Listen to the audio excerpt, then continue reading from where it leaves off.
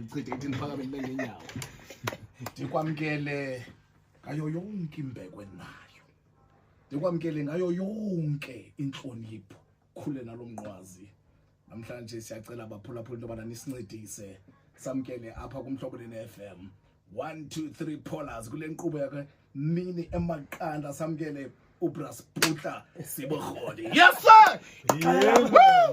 Uyakukhalisa umbambe amagama amabili kule thetha. Uzandikhalisa manje. Hayi man. Ngokusele nje cha eli1 izwe ukuthi ngumhanqolo.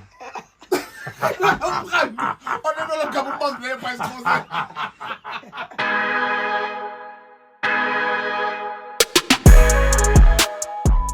Hello everyone, hope usuku lakho luhamba kahle. Abaningi ke benuke sebezwile ukuthi unfortunately akasekho ke emhlabeni ke uSeputla Sebohodi owaduma kakhulu kuleli ngokudlala indawo kaKenneth Mashaba kwiGenerations.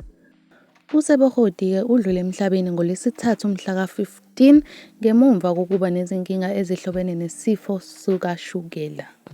Abangazi ukuthi yini isifo sikashukela i-diabetes.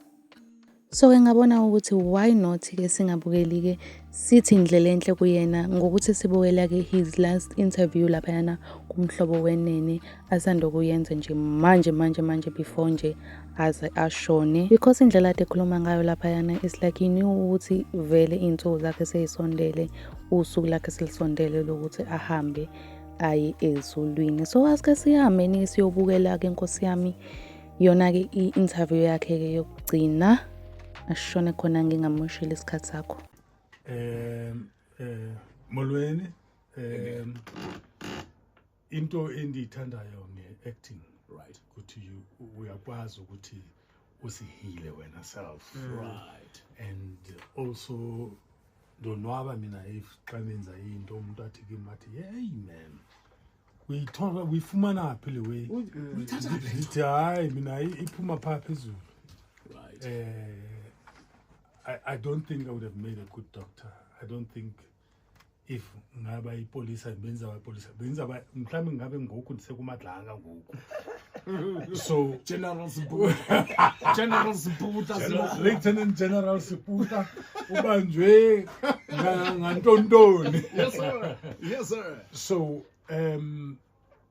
ndijonga indlela yami ukuthi ndifika apha. Right. Ndicinga uba uThixo bekangibekele yona, because easily I could have been a soccer star.